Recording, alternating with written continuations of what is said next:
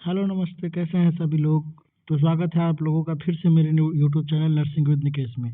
आज बहुत ही बड़ी वैकेंसी के बारे में आप लोगों को बताने जा रहे हैं। बिहार स्वास्थ्य विभाग के द्वारा जो कि जारी किया गया है, जिसमें टोटल बहुत सारे पदों पे वैकेंसी है। मैक्सिमम जो वैकेंसीज है नर्सिंग के रिलेटेड है, जिसमें एएनएम जीएनएम के लिए है। उसके साथ साथ सीएचओ की वैकेंसी, जिसकी एग्जाम टल गई थी, रद्द हो चुकी थी, उसकी भी वैकेंसी के बारे में जानकारी आप लोगों को दे जाएगी।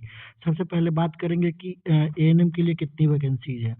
तो अभी तक जो स्वास्थ्य विभाग को रिकमेंडेशन है, इतने सारे जो भी आपको स्क्रीन पे दिखाई दे रहा है, सबके लिए रिकमेंडेशन भेजा जा चुका है। मोस्ट प्रोबेबली, मैं जहाँ तक अनुमानित है और जहाँ तक अभी मुझे पता है, जो हाल ही में पता चला है, उसमें क्या कहा गया है कि फरवरी के लास्ट तक क्या होगा कि इसकी नोटिफिकेशन जारी हो जाएगी और इसके लिए अप्लाई करने के लिए लिंक ओपन हो जाएगा। तो बीटीएससी के द्वारा एक बहुत ही बड़ी जानकारी सामने आ रहा है कि टोटल स्टाफ नर्स के लिए वैकेंसी कितनी है। टोटल स्टाफ नर्स के लिए वैकेंसी कितनी है? 7803, जो कि अनुमानित 8000 के बराबर है, जिसमें कि 7500 से कम वैकेंसीज आने की संभावना तो नहीं ही है। उसके बाद एएनएम के 15,000 सीट के लिए रिकमेंडेशन दिया गया है स्वास्थ्य विभाग के द्वारा बिहार सरकार को। लेकिन देखिए कितने सीटों में वैकेंसीज आ रही हैं। अनुमानित वैकेंसीज 12,000 एएनएम के लिए वैकेंसीज हैं। उसके साथ साथ सीएचओ की वैकेंसी थी, उसके लिए भी आपको 4500 जो वैकेंसी था, 4500 जो वैकेंसी था, उसके लिए भी आपका इसी के साथ एग्जाम करवाएगा बिहार सरकार। तो बात करते हैं कि रिक्वायरमेंट क्या रहेगी, कैसे क्या होगा। तो देखिए, नर्सिंग एएनएम वाली जो वैकेंसी रहेगी आपकी, जिसमें कि 12 से 15,000 तक के बीच में आने की संभावना है। ठीक है, अब इसमें बेसिक आप कौन कौन से भर सकते हैं एएनएम के लिए। तो पहली बात, आपको डिप्लोमा होना चाहिए किसी भी registered nursing council, state nursing council से एएनएम, या फिर आप जीएनएम किए हुए हो।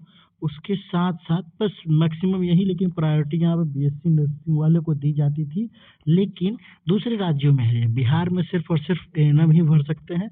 उसके बाद अब देखिए, जीएनएम नर्सिंग ऑफिसर की जो 7803 वैकेंसीज है, 7803 वैकेंसीज है, उसमें कौन कौन अप्लाई कर सकता है। सबसे पहली चीज, आप मोस्ट इम्पॉर्टेंट, बहुत ही बड़ी जानकारी है कि जो स्टूडेंट जिनके पास बीएनआरसी, यानी कि बीएनआरसी बिहार नर्सिंग रजिस्ट्रेशन काउंसिल का अगर रजिस्ट्रेशन नहीं है, वो अप्लाई नहीं कर सकते हैं, चाहे वो बिहार के ही रेसिडेंट क्यों ना हो।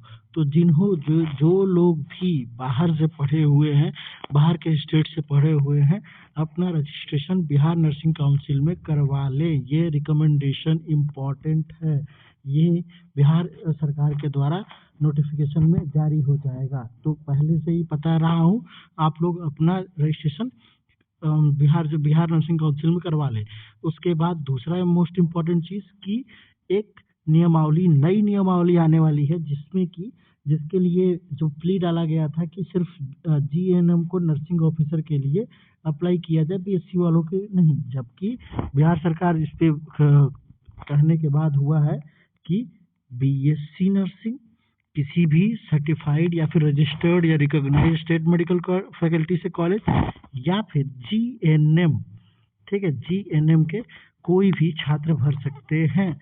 ठीक है, किसी मेन शर्त क्या है, मेन कंडीशन क्या है कि आपके पास बिहार नर्सिंग फैकल्टी का वो रजिस्ट्रेशन होना चाहिए। इसी के साथ साथ फार्मासिस्ट हो गया, फार्मासिस्ट के लिए भी बहुत बड़ी वैकेंसीज है, 4773 वैकेंसीज आ रही है। फिर उसके साथ साथ ईसीजी टेक्नीशियन के लिए भी आ रहा है। लैब टेक्नीशियन के लिए 3000 के अनुमानित वैकेंसीज है। एक्सरे टेक्नीशियन के लिए 1232 वैकेंसी, ओटी असिस्टेंट्स के लिए 1683, एंड उसके बाद डेंटल और आयुष डॉक्टर के लिए भी वैकेंसीज आने वाली हैं फरवरी लास्ट तक।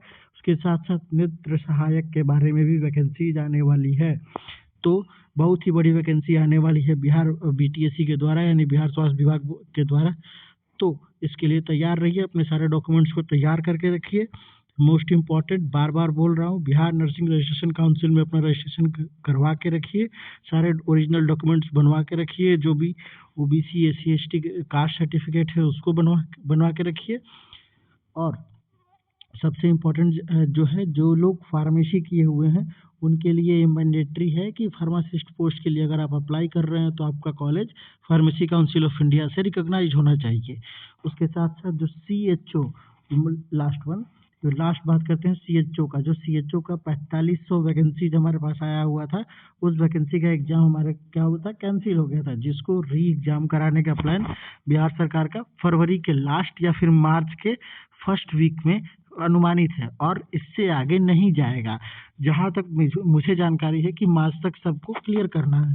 अब 4500 वैकेंसी जो हमारे पास है CHO के लिए, उसके लिए भी वैकेंसी आने वाली है। तो जो BSc नर्सिंग के स्टूडेंट्स हैं या फिर GNM जिन्होंने CCH जिनके पास CCH का सर्टिफिकेट है वहीं सिर्फ अप्लाई कर सकते हैं, और BSc नर्सिंग जिन्होंने 2020 के बाद किया है तो उन्हें अलग से CCH का ट्रेनिंग करने का या फिर रजिस्ट्रेशन कराने की ज़रूरत नहीं है। उन्हें कॉलेज के साथ ही इंटीग्रेटेड MLHP करके कोर्स होता है जिसके थ्रू उन्हें CCH का जो सर्टिफिकेट होता है वो प्रोवाइड किया जाएगा। बाकी आगे का जानकारी आपको हमारे वीडियो के थ्रू मिल जाएगा। ऐसे ही सरकारी भर्तियों या फिर गवर्नमेंट वैकेंसीज के लिए नोटिफिकेशन जानकारी के लिए आप हमारे चैनल को लाइक और सब्सक्राइब करते रहिए। धन्यवाद।